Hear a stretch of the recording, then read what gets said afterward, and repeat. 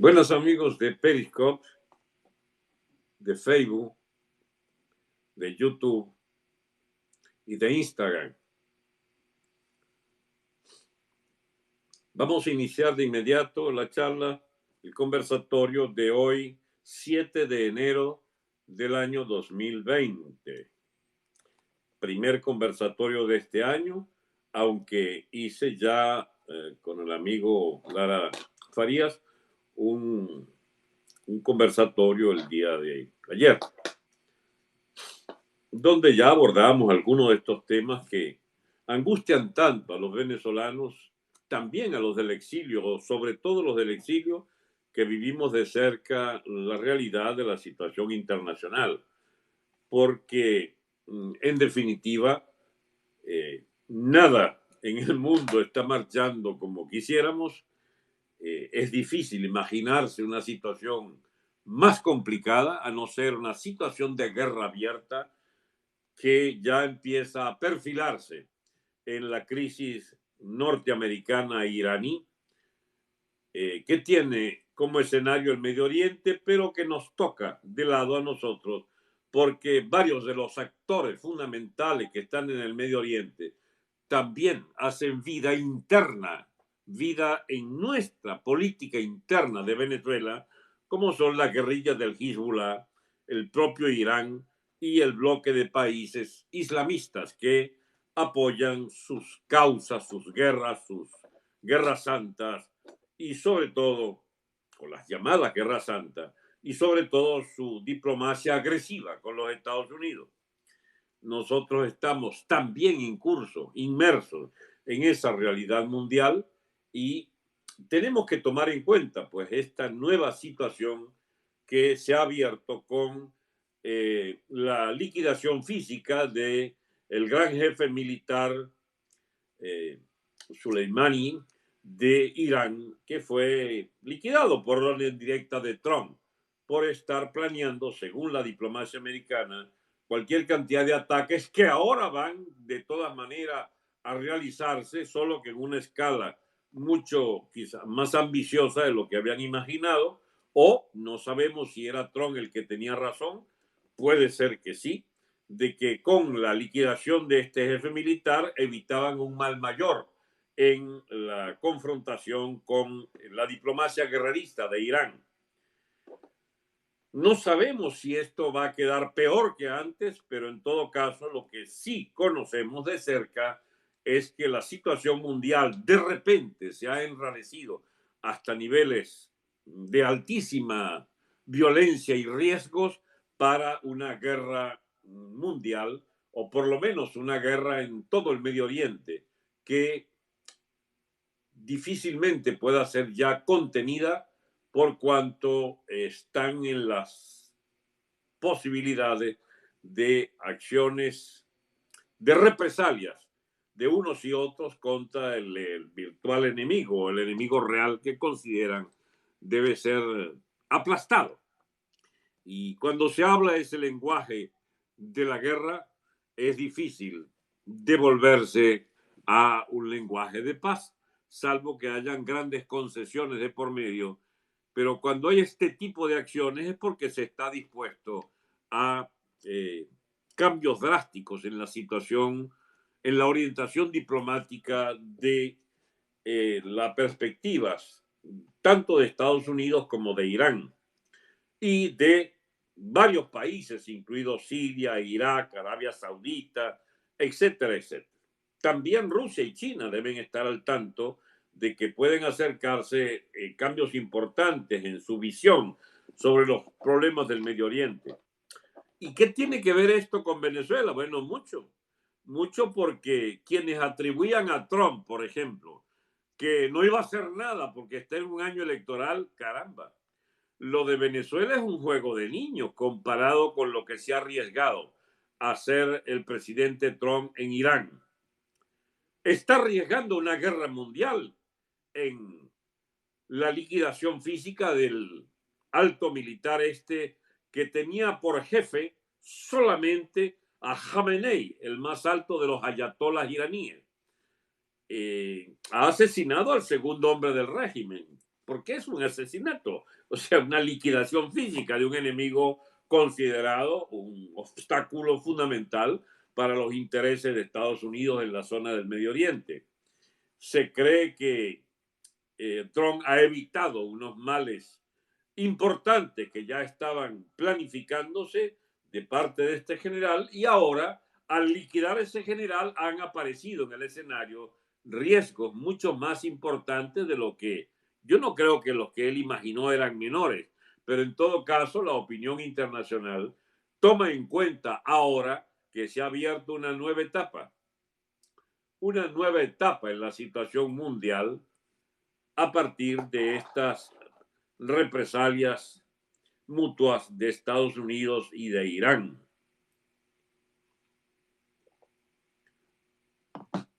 Nosotros somos marginales en este asunto, pero como quiera que actúan en Venezuela las fuerzas de Irán y del Hezbollah, que fueron los objetivos militares de Trump hace pocos días, no les extrañe que esta crisis del Medio Oriente termine envolviendo también a Venezuela.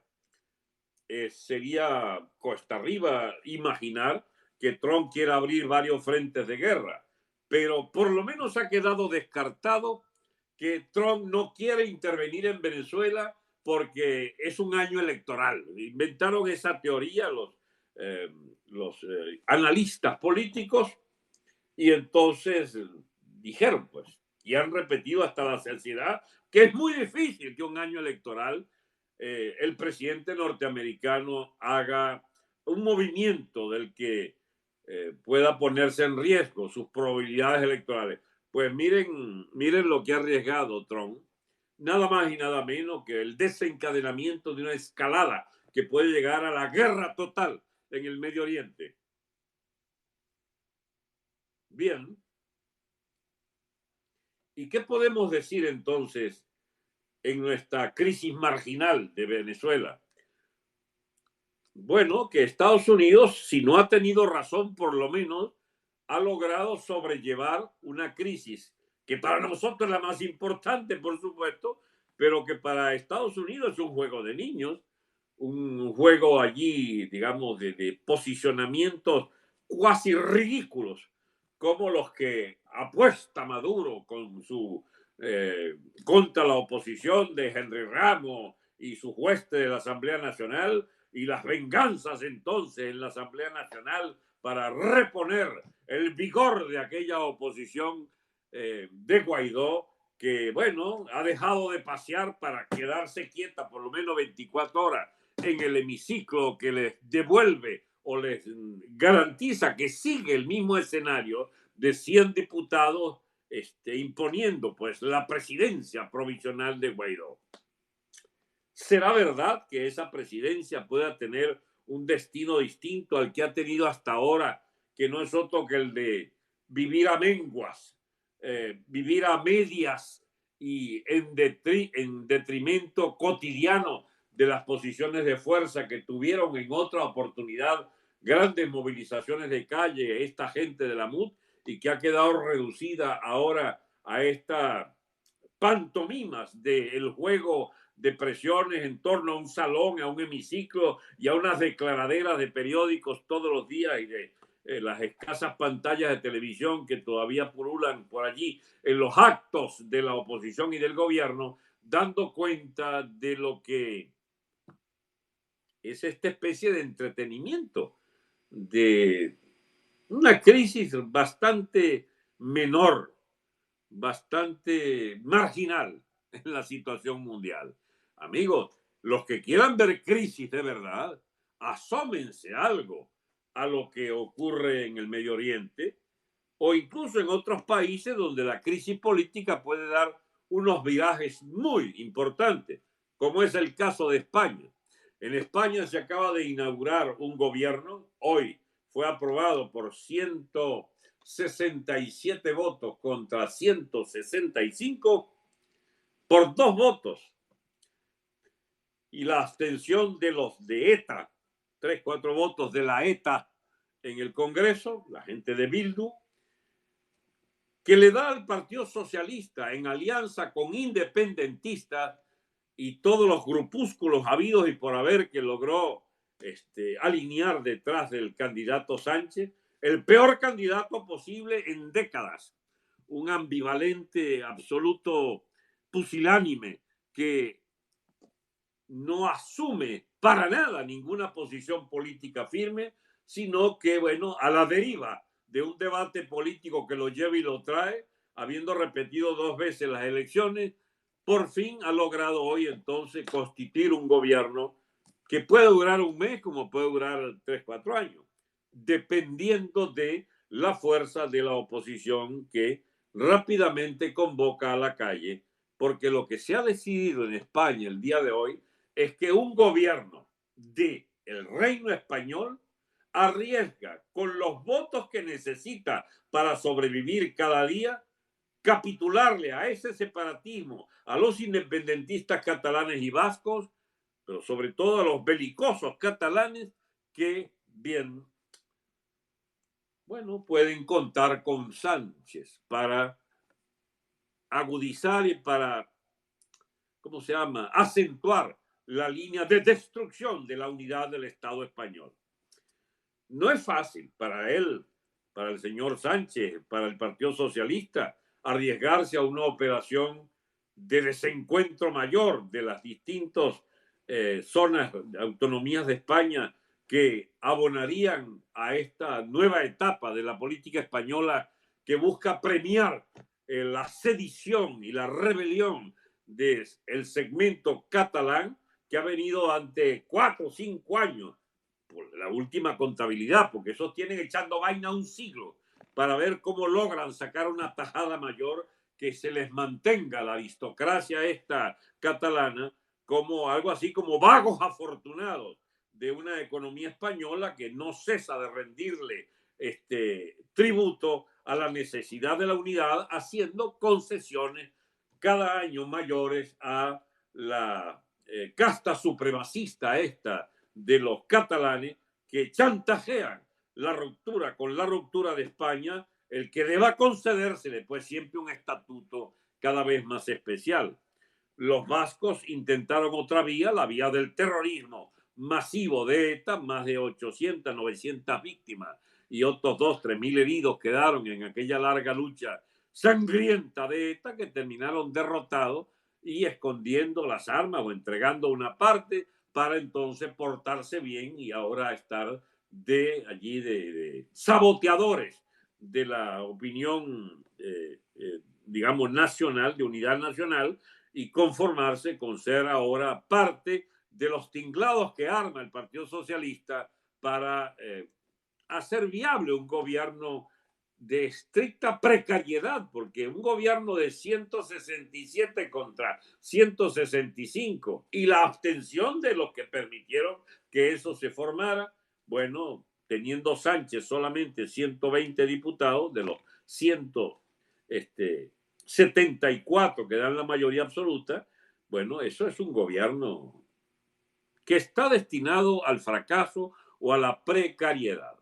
Bien, amigos, esa situación española es gravísima, solo que allí hay más resorte de lo que se pueden imaginar para resistir la ofensiva de los podemitas financiados por Venezuela, el Partido Comunista Nuevo de España, que son estos lúmpenes agrupados detrás de tal iglesia que Chávez y Maduro financiaron, pero fuertemente, para constituirlos, igual que Irán, que financió esa organización, logran entonces tener una especie de cuña en la política española. Y bien, les ha resultado finalmente en este gobiernillo de Sánchez, pero no crean ustedes que España está ni rendida ni acabada. Ayer coincidió felizmente la inauguración del nuevo gobierno de Sánchez que se hizo hoy, coincidió con la celebración de lo que se llama la Pascua Militar, es decir, la celebración de, digamos, que le hace la nación española a sus Fuerzas Armadas y de la Guardia Civil, que ayer fueron a saludar al monarca español en el Palacio La Zarzuela, y se vio la unanimidad del apoyo absolutamente fuerte institucional de todas las Fuerzas Armadas y de la Guardia Civil a la conducción del Estado español por parte del monarca. ¿Por qué meto este problema? Bueno, porque la gente de la ETA andaba insultando al rey en pleno Congreso, en plenas Cortes ayer, con la complicidad y la alcahuetería del Partido Socialista. Y como ellos son antimonárquicos y como ellos son esta gente de la ETA y de los catalanes, son contrarios al Estado español y a la monarquía y a la centralidad del Estado español, bueno, lo que buscan con estas chantajes crecientes del autonomismo es poner en jaque pues esa unidad de la nación española. No lo van a lograr. No lo van a lograr porque por si no bastaran las fuerzas del Reino de España para mantener en pie la unidad de España, bien ha surgido una organización que consideramos una organización hermana, una organización con una identidad, con la que tenemos una identidad ideológica, teórica, política, filosófica, y de objetivo preciso en la conducción de la política española y en la propia Europa, que es la gente del Vox, VOX. Vox, que dirige el amigo Santiago Abascal y que presagia en un fulgurante crecimiento a lo largo de estos últimos meses y desde hace un año para acá, que de 0 pasó a 24 diputados y en las elecciones de noviembre pasó a 52 diputados, y si hubieran elecciones hoy, superaría los 100 diputados. Es decir, está determinada la nación española a fabricar un nuevo mapa político que va a surgir de este fracaso que está ya escrito en el curso de los próximos meses o muy pocos años para la conducción de la izquierda esta miserable que dirige el tal Sánchez. Y es ese futuro español tiene a Vox en el centro como una alternativa de poder absolutamente posible en cuestión de meses o muy pocos años. Le digo meses o pocos años porque así haya una legislatura, como llaman ellos, un periodo de gobierno teórico de 4 años, Sánchez puede caer en 3 meses también. Si se le enredan las situaciones al interior y no puede retener la unidad férrea del Partido Socialista con estos clientes de lambucios de las nacionalidades y hacen unas exigencias que se va de madre, se va de cauce las peticiones y las concesiones que hacen el Partido Socialista contra el Estado español, bueno, puede ocurrir que eso genere una crisis política o la propia crisis económica, porque al llevar los comunistas de Podemos al poder español, al poder de Estado, está sacrificando objetivos elementales de la estabilidad económica. Puede crecer abruptamente el paro, es decir, el desempleo en España, y puede ocurrir muchos otros fenómenos de fuga de capitales o de toda clase de calamidades en la economía, con la sombra de los marxistas metidos allí en la... ¿Qué marxista? Nada, estos son la nueva izquierda, son la nueva versión del marxismo que constituyen estos partidarios de hacer de la política un juego de lucha de sexos, de lucha del feminismo nazi casi contra los hombres, del nacionalismo ultranza contra las naciones-estado y del posicionamiento de toda clase de estupideces como lo del cambio climático, que viene un cambio climático apocalíptico y entonces dale con lo del cambio climático con banderas absolutamente artificiales, porque es sabido que cambios climáticos ha habido en distintas eras de la geología de la Tierra, y puede ocurrir que, bueno, no sé, si en 2, 3, 5 siglos haya algún cambio significativo, pero por ahora solo sirve para las banderas del globalismo que hacen del tal cambio climático una bandera que lo que hace es estorbar en la economía, porque, por ejemplo, si usted le hace caso al cambio climático y ordena que se reduzcan las emisiones, por ejemplo, de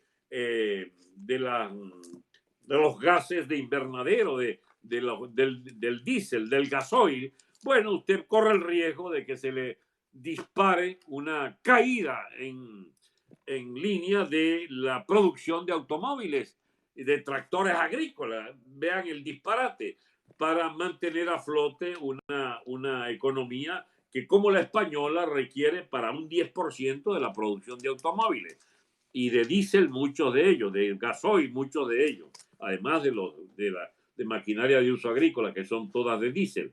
Bueno, y ahí tienen ustedes la inmediata repercusión de parte de estos ignorantes que toman las riendas del poder y no se pasean cuando andan con la cháchara del cambio climático, que eso puede tener efectos inmediatos en un aumento abrupto del desempleo en España. Pero allá ellos.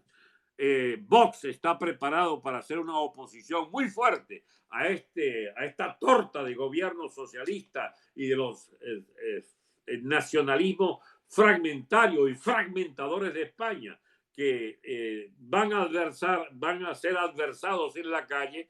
Ya para el domingo hay una convocatoria en toda España, en todos los municipios, por parte de Vox para movilizarse contra las políticas de este gobierno nefasto que ha visto la luz en España a partir de la alianza del Partido Socialista decadente con toda clase de bicharracos que viven del Estado, de las canojías y chiringuitos de todas esas ONG que son el paraíso pues de la vagancia colectiva y de la burocracia de Estado. No crean ustedes que es solo Venezuela la que está en crisis. Nosotros nos distinguimos porque nuestra crisis está más avanzada que otros países, pero en todos los países hay, en todos no, pero por lo menos en unos 100, 120 países del mundo hay fenómenos de crisis a veces insolubles.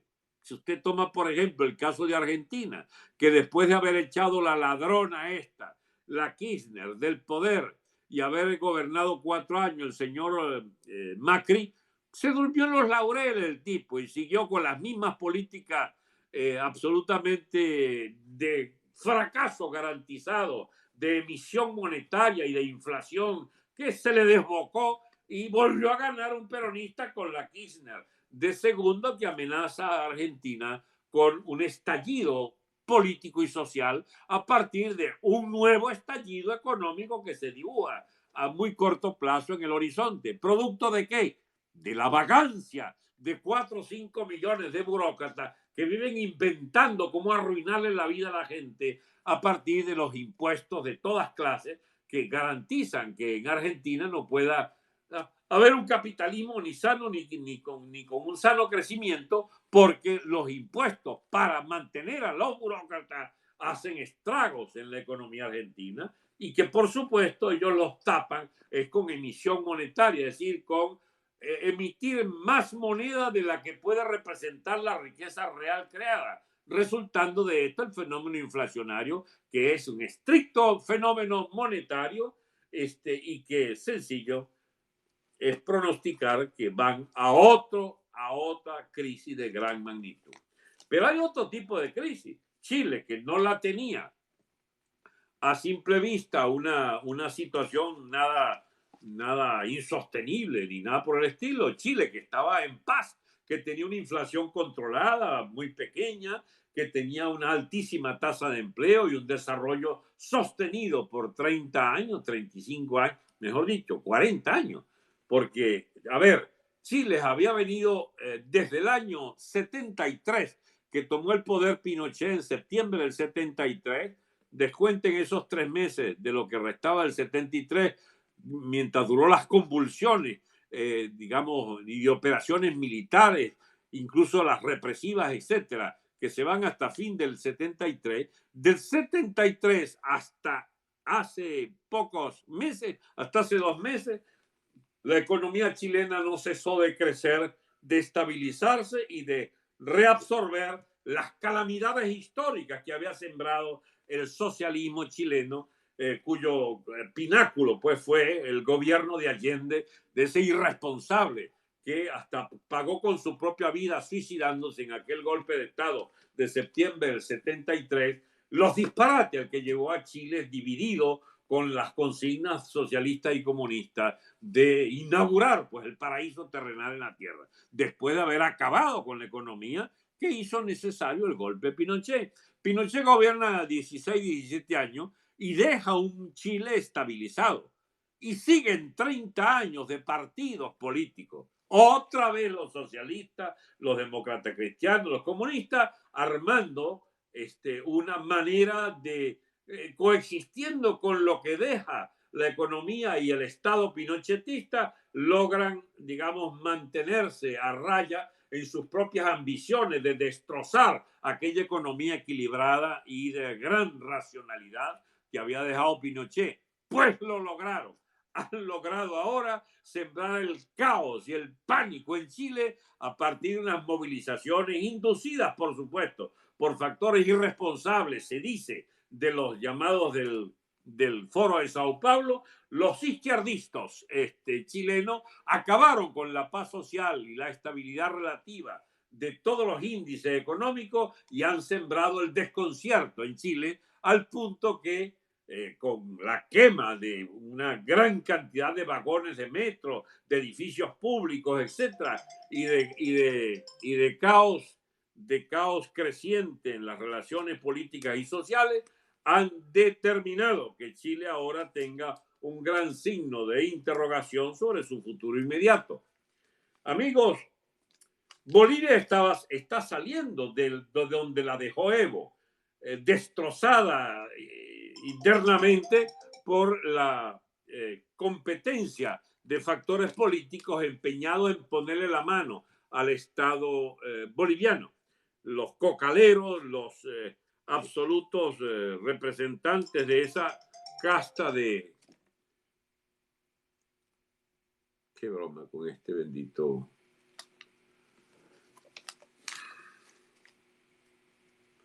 Los cocaleros que tienen entonces la dolencia, pues ahora de que se le fue su Evo, su jefe de fila, el que permitía la prosperidad de la economía en base a la plata de la coca, conectada con México, su gran aliado ahorita, y la Argentina que vuelve pues con los Kirchner a ser también un refugio para Evo. Pero Bolivia se ha quitado de encima a los de Evo y empieza uno a descubrir cosas interesantes.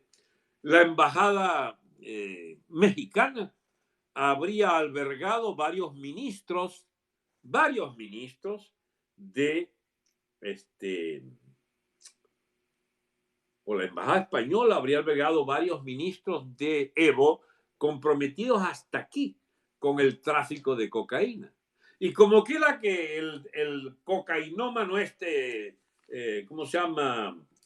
Pablo Iglesias, del Partido Podemos, es la pieza clave que necesitaba Sánchez para armar su gobierno. Sánchez entonces le busca taparearle unos escándalos que tiene Podemos en las finanzas bolivianas y logra entonces tratar de, asaltando la embajada de México, pretendían pues sacar unos malhechores allí, ministros de Evo, y llevárselos a la embajada de México para la de España. Total, resultado, un escándalo diplomático de grandes proporciones, porque eso fue frustrado por la policía. Y ahora viene la reacción de lo que el nuevo gobierno de Bolivia puede abrir las investigaciones que permitan detectar cómo los antiguos emisarios de Podemos en Bolivia fueron beneficiarios de enormes canonjías y privilegios en plata de la coca que puede arruinar no poco de los entramados políticos del gobierno español. Vean ustedes cómo está relacionándose muchos sexenarios con muchos otros. Por supuesto, hay países que no están mezclados a lo del Medio Oriente, a lo de España o a lo de Hispanoamérica. Pero nosotros sí estamos cruzados por todo esto. El chavismo es un agente de subversión a nivel de toda América Latina, auspiciado por Cuba como miembro del Foro de Sao Paulo. nosotros tenemos a su vez los iraníes y el Hezbollah en el interior de nuestro país, y la oposición en Venezuela necesita de vínculos muy fuertes con el Estado español para buscar la manera de que nos ayuden como miembros de esta comunidad hispanoamericana a sobrellevar la necesaria reconstrucción del Estado venezolano, para lo cual debe producirse primero la expulsión del chavismo del seno de esas instituciones. Bueno,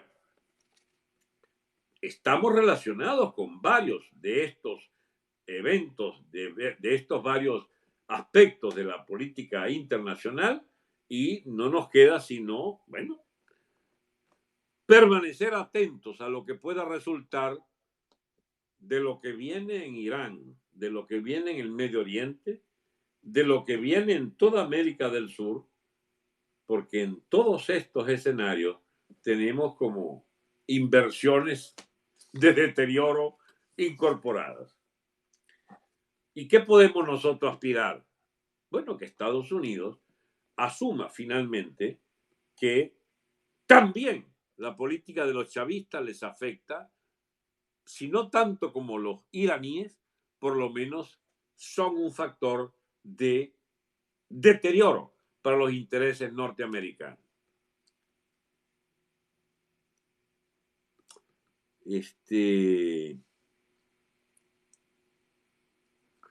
Dice Mirna Salazar, definitivamente este viejo está desconectado de la realidad. Y a ti te voy a desconectar de inmediato de este foro. Mirna, ¿de dónde habrá salido este imbécil? Mirna Salazar. Al menos es un nombre supuesto, siempre usa un nombre cualquiera. Bien, amigos, a ver, vayamos un poco más al fondo del escenario que estamos heredando para comprender lo de ayer y lo de hoy en la crisis política venezolana. Muchos apuestan a que la ratificación de Guaidó a la cabeza de la dirección de la Asamblea Nacional y por lo tanto continuar como presidente interino de Venezuela sería una garantía de esperanzas de futuro inmediato.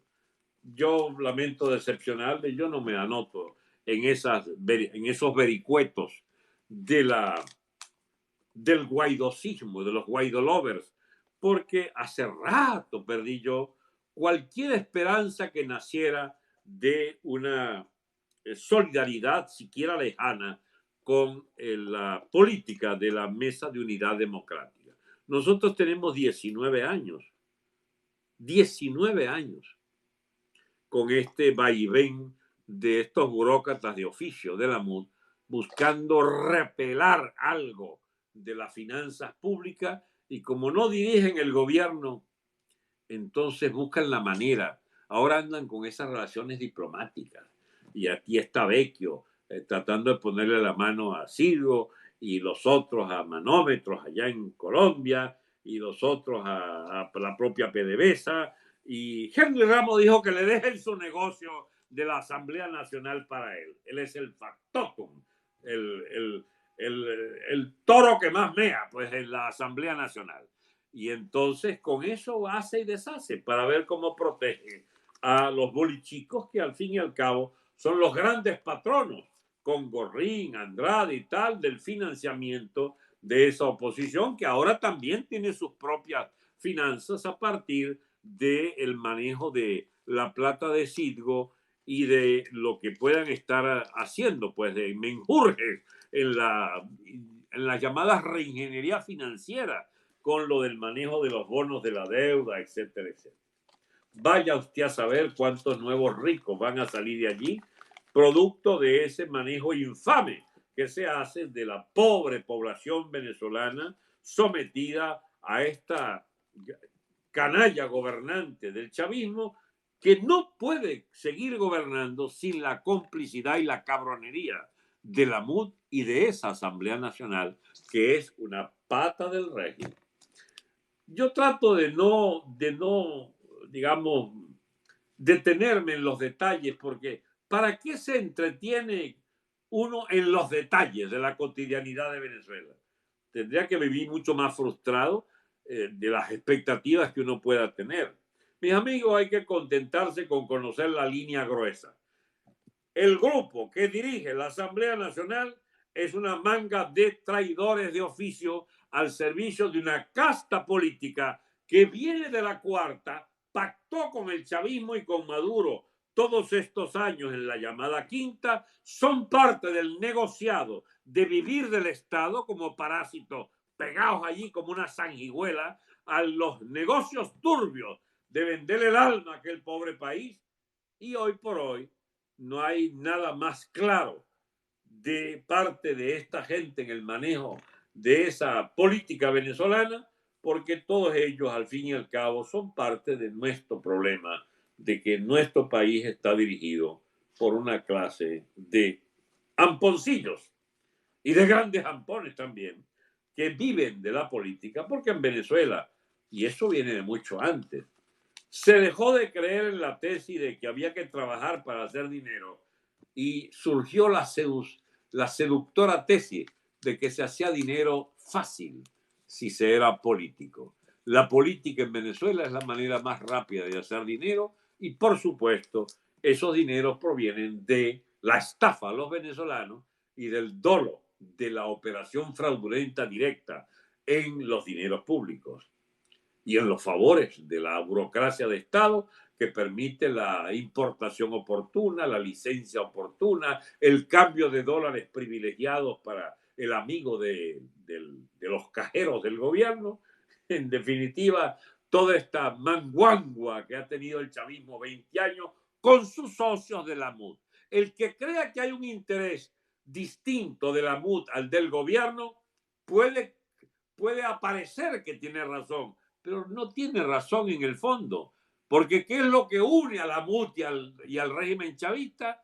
Que nadie en la MUT quiere efectivamente sacar de cuajo el chavismo, porque para sacar de cuajo el régimen chavista se necesita irrumpir violentamente contra ese régimen y propiciar una vía de expulsión armada de ese régimen. Es muy fácil para ustedes en Miami decir que hay que echar plomo. No, yo no estoy diciendo que echen plomo. Yo estoy explicando que históricamente no puede concebirse la expulsión de un Estado delincuente, forajido, que además es un Estado fallido. Usted no puede lograr salir del Estado sino por medio de la violencia. La violencia de masa, la violencia de ejércitos, la violencia de intervenciones militares. Y es sobre eso que quisiera referirme en lo que resta de nuestra conversación de hoy. A ver, ¿estamos lejos o cerca de una intervención militar extranjera? No parece que estuviéramos cerca. La razón es muy sencilla.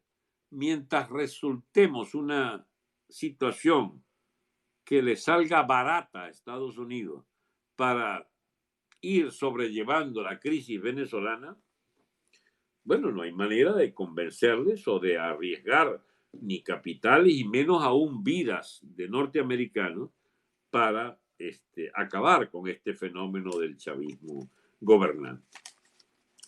Nosotros perdimos la enorme posibilidad de, con la buena fe y el activismo masivo de la población, haber hecho estallar, arrinconar a piedra, plomo y candela a ese gobierno de Ampones.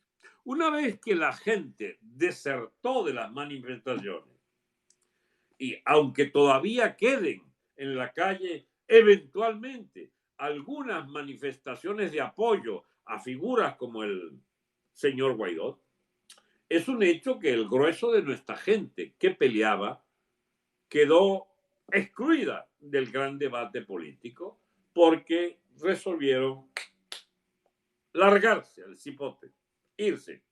Con 4,5 millones de venezolanos en el exilio, les puedo apostar lo que sea que por lo menos 1 millón eran parte de aquel activismo cotidiano contra el gobierno chavista. Ha sido profundamente debilitada la oposición por el exilio. se ha creado una nueva situación donde es algo así como nuestro pacto con la realidad. ¿Cuál es nuestro pacto con la realidad?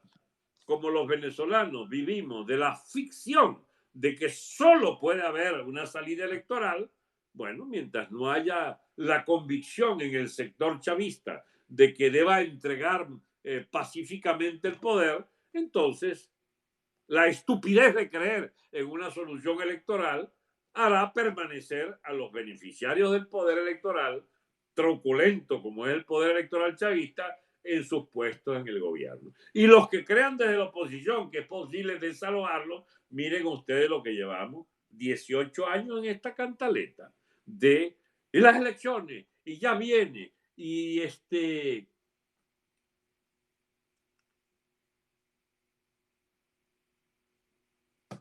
ya viene la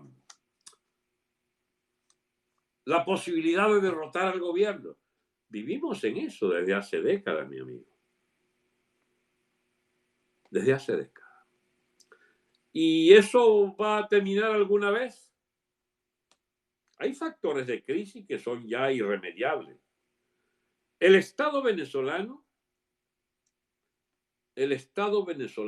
ha ido viendo desaparecer, hemos visto desaparecer todo signo de fortaleza institucional, todo signo de riqueza, de cohesión social. Hemos perdido la energía eléctrica, hemos perdido el agua, hemos perdido las industrias, hemos perdido el petróleo, hemos perdido la moneda, hemos perdido las fronteras. Eso, si no se toma en cuenta como la evidencia de que el Estado venezolano se ha hundido, entonces que no entendemos nada. Venezuela está hundida como Estado y está en un proceso de desaparición como nación. Ahí anotó también alguien el oro perdido, el oro y todos los minerales. Amigos, las industrias guayanas, ¿por qué vamos a hacer la lista? La lista la sabemos. La lista es todo lo que teníamos se ha perdido. Bien, un país que haya perdido todo lo que perdimos bajo el chavismo, ¿qué es lo que le queda? Y la población diezmada por el fenómeno migratorio, ¿qué es lo que queda esperar? Queda esperar, no es un problema de milagros o no, queda esperar solamente que las propias codicias humanas, las propias sinvergüenzuras de la casta gobernante, hagan viable una crisis interna producto de las trifulcas entre ellos.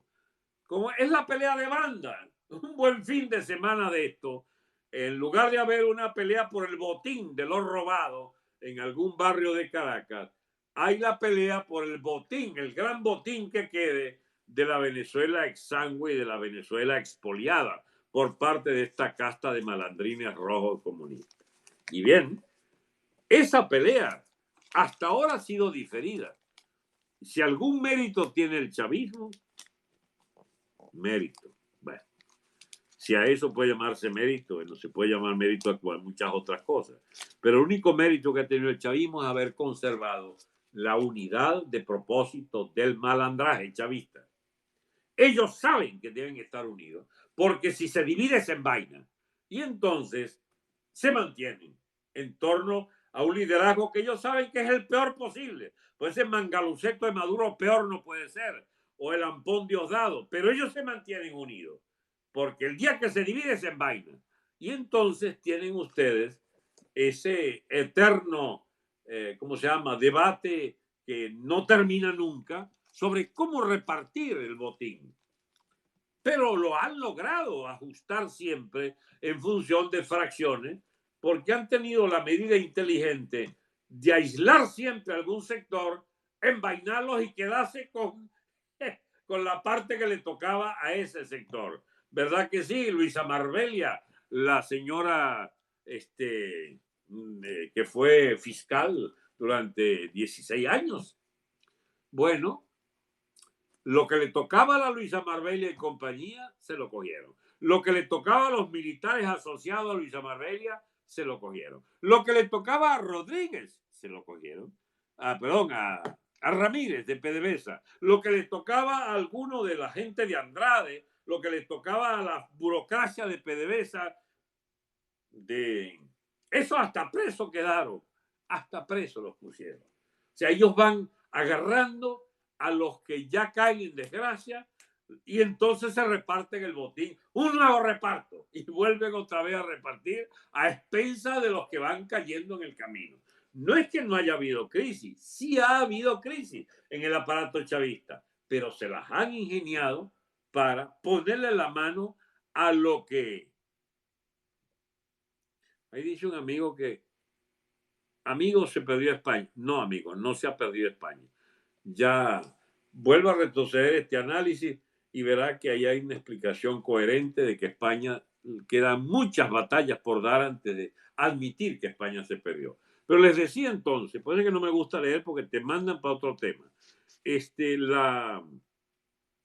La existencia entonces de estos factores que van cayendo y los otros, como rapiña, como arpías, van poniéndole la mano a la riqueza del caído, bueno, ha significado un reequilibrio permanente de las fuerzas internas del chavismo. Y qué casualidad, siempre quedan parados Maduro y Cilia y quedan parados Diosdado y su gente. Y Padrino también, y su gente. Entonces, esos son los últimos tres factores. Pero si ustedes quieren, hagan historia y verán que detrás de los factotum que hay detrás, Rodríguez puede estar manteniéndose también, Bernal y la gente de Carreño y la gente de Darío Viva y la gente, no sé qué factores están todavía en PDVSA, o en las industrias de Guayana, o en la minería, por ejemplo, todo lo que es el arco minero. Eso está en mano directo de Lampa, asociada a Maduro y también al ELN y a la FARC. O sea, ¿cómo es que se reparte la riqueza del suelo venezolano y de la plata que recoge el Estado venezolano? Bueno, han llegado a una feliz conclusión. Es mejor que aflojemos lo del consumo. Vamos a dolarizar. Mire, mi amigo, si usted revisa las cosas que yo he dicho en el pasado, hace como 5 o 6 años, venía yo proponiendo que Venezuela debía, en el caso de la ruptura del gobierno, de la caída del Estado chavista, había que recuperar la economía con la dolarización absoluta, la convertibilidad de nuestra moneda, si era que aún quedaba moneda, y más bien ir a la libre circulación del dólar. Bueno, yo no voy a decir que me hicieron caso. Era lo que uno preveía como lo fatal que había que hacer en una economía destrozada y terminaron admitiendo ellos mismos que había que admitir la dolarización. Y eso hicieron. En Venezuela el dólar gana cada vez más terreno. Todavía queda esta especie de subterfugio, de pequeña trampa que se hacen no sin una plena conciencia de lo que puede serles útil para controlar el poder de Estado o la emisión de un signo monetario que ahora es el petro y que le puede servir para algunas trastadas en el comercio internacional, sobre todo con Rusia y China, porque los petros, me imagino, dan derecho a posesión de la riqueza mineral y petrolera venezolana. Y entonces pueden, en ese negocio de los petros, disimulando que se necesitan petros para comprar en Tráqueo, para comprar en Farmahorro, qué sé yo, o en Farmatodo, lo que está detrás del petro es nada más y nada menos que el pago, la hipoteca del país en forma de petros que dan derecho a posesión de la riqueza mineral de oro y petróleo, de minerales, tierras raras, etcétera, de Venezuela. Entonces, China y Rusia pueden estar muy contentos con su petro porque nada harían con el Bolívar y nada harían con títulos de que el gobierno les ponga una escritura. Se las pone de todas maneras, las minas y zonas que quieran del país para explotarlas misericordiamente. Pero el petro es una garantía, es un activo financiero, es un Es un cuasi dinero que puede permitirle algunas maniobras en la finanza internacional. Pero en realidad, lo que está rápidamente haciéndose en un enorme espacio en Venezuela es la dolarización. La dolarización implica que usted terminará comprando un Alcacercer con dólar, ya se compra en muchos sitios un Alcacercer en dólares, o en los bodegones, o en lo que será el futuro de cualquier negocio en Venezuela, que usted pueda cobrar en dólares y vender en dólares. Esa sinceración de la economía detrás de una moneda que no pueden ellos ni devaluar ni intervenir, sencillamente el propio mercado será el que pueda poner cada vez más caro a los pobres venezolanos la adquisición de la moneda norteamericana, porque una cosa sí seguirá existiendo, que es la carestía de la vida para quien no tenga dólares o para el que tenga que ganar un salario, porque los salarios siguen nominalmente en esa moneda artificial de bolívares devaluados, digamos, contra una cuenta en el banco. Por ejemplo, cualquier profesora universitaria titular y jubilada, bueno, ganaría, según he oído, ¿cómo se llama? 3 petros. Es decir, no sé por qué lo ponen a $80. Serían entonces $240.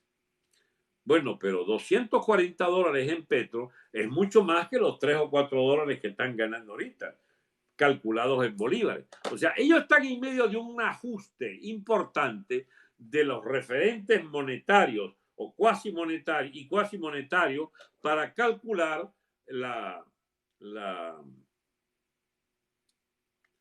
dice un amigo que es útil esta información, según en los negocios se paga con dólares y dan el vuelto en bolívar. Sí, porque el bolívar sigue siendo la moneda del menudeo, digamos ellos no. Si no hay billetes de $1 o del quarter, de las monedas estas fraccionarias del dólar, entonces, bueno, fingen allí que te dan los vueltos en la moneda nacional. Pero eso va a cambiar, va a terminar adoptándose hasta las monedas. Eso es más difícil porque no hay manera de poner a circular. Y ya eso es un fenómeno inflacionario en sí mismo, de empobrecimiento, porque te hace, ¿cómo se llama? La moneda fraccionaria, al no existir en dólares en Venezuela, cuando no hay ni quarter, ni 10 céntimos, ni las dimas, sencillamente van al billete de $1. Y si hay pocos billetes de uno, bueno, el referente es el billete de A5. O sea, la gente va inventando de que lo que vale $1 vale en realidad $0,25, pero allá lo ponen en $1. Y cuando no en 10 o en 20 o en $100, porque en Venezuela para inventar una inflación no hay quien los pare. Resultado, aún dolarizando, habrá una inflación en dólares que hace que muchos productos cuesten mucho más caro que en Miami. El referente será en la frontera su valor en dólares con el sistema de cambios de Colombia. Eso va a ser también cada vez más común, algo que pronosticábamos hace varios años, que el peso colombiano va a tener libre circulación en los estados de frontera, porque ya está circulando hace rato, pero porque toda moneda que represente un valor real va a tender a sustituir la de valor absolutamente artificial que es el bolívar. ¿A dónde va todo esto? Por primera vez en años, la clase media acomodada al régimen, la clase media que se aguantó para mantenerse en los intersticios de un capitalismo asfixiado por el Estado, logra ahora tener sus recursos también en dólares. Y logran empezar a importar y a llevar cosas para allá y a ser vendidas en moneda sólida, en moneda dura, de dólar. Esa es la apariencia de relativa calma financiera o calma económica que hay, porque todo el mundo está viendo a ver cómo se ponen unos dólares o cómo le mandan dólares o cómo fabrica dólares. Vamos ahora seguramente a una capacidad para exportar hacia países que nos remuneren con monedas sólidas, o, como sueña Maduro hace años, que haya una circulación de los renminbi chinos y de los rublos rusos. El problema es que hace uno con rublos y con renminbi chinos. No llegan las mercancías con las que uno pueda comprar en eso. Y si existieran rusos y renminbi chinos, si existieran rublos y renminbi chinos, y hay dólar, la gente va a querer el dólar. Porque, bueno, es la moneda referente para una verdadera transacción de confianza.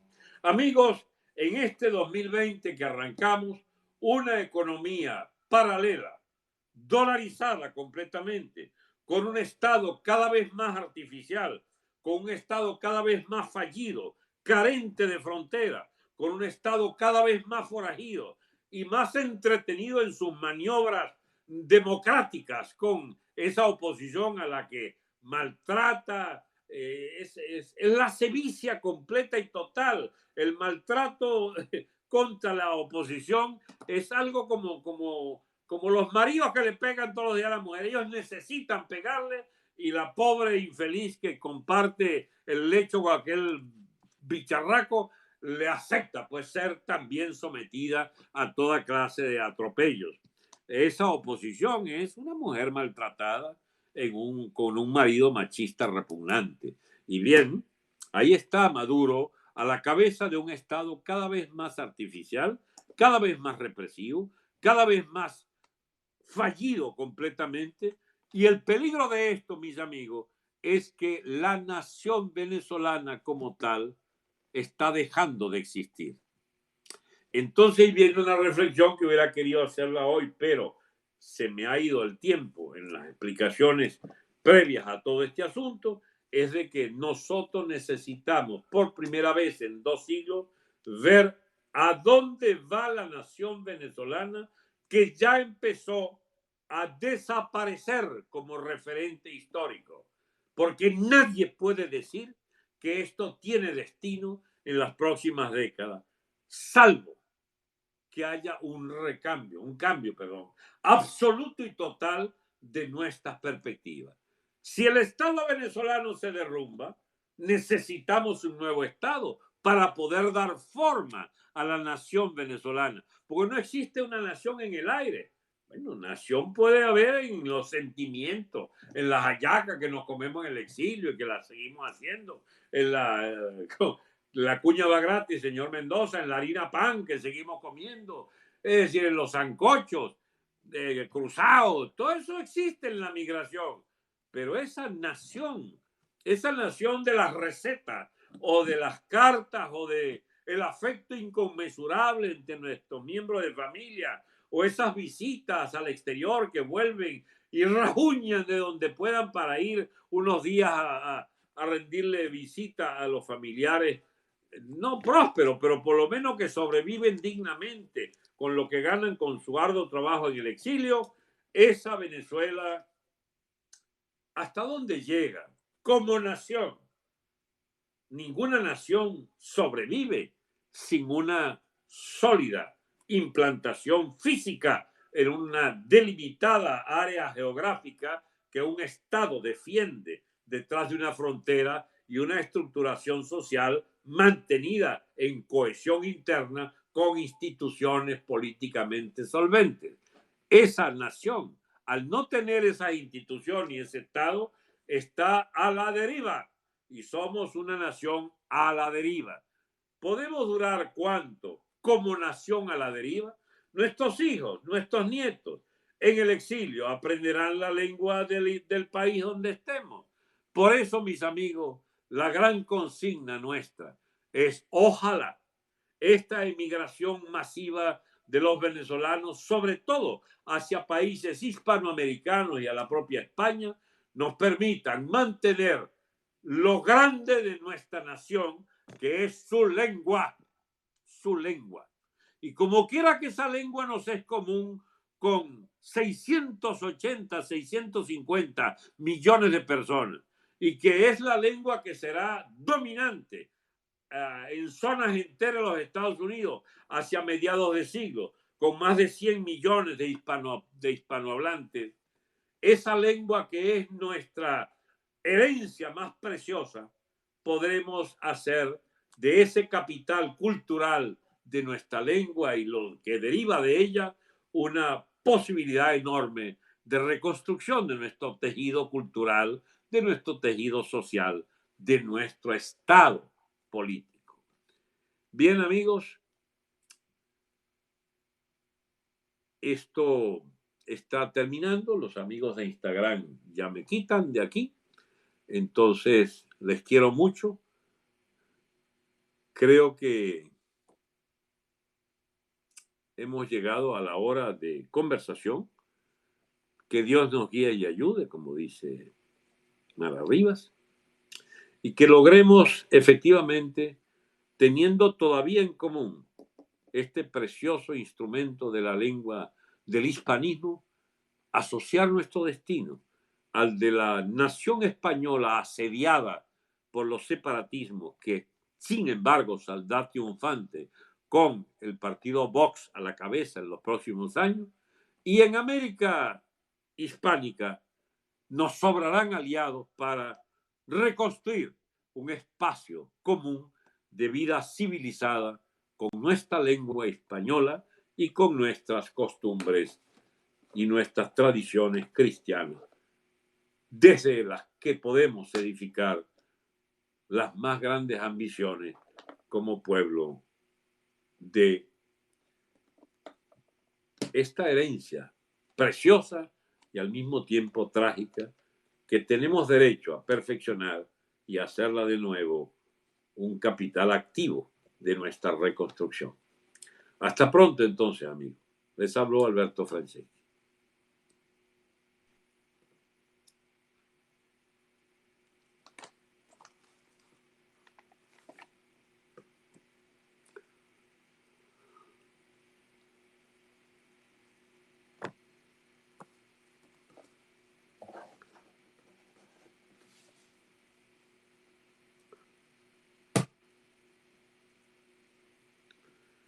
Bien. Y aquí están los amigos de Periscope. No se pierden. Yo no estoy perdido, María Rivas. Yo andaba en mis Pascuas como todo el mundo. Ay, caramba.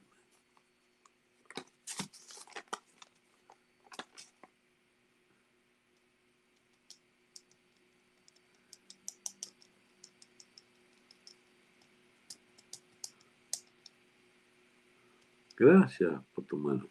Por tu mono. Pato Mono. Ese es Patricio Rubio. Los monos son rubios. Ah, no, pero ese es Colombia. Un rato más. No, ya no puedo porque el Instagram me corta, por ejemplo. Y la gente se fastidia. Después de media hora ya no quieren oír más. Y después de una hora sí es verdad que se van la mayoría. Eso está estudiado, ¿saben?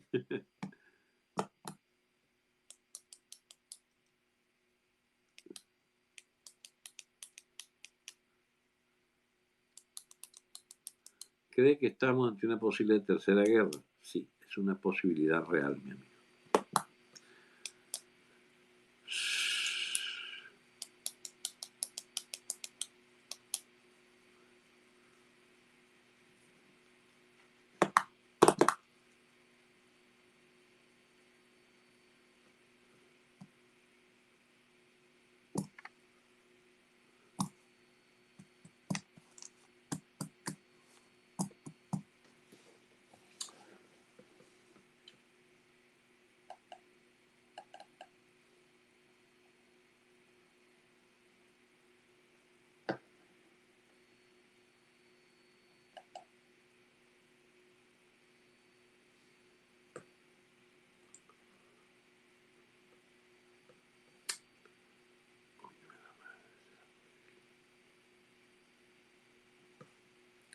Chao, amigos. Hasta pronto.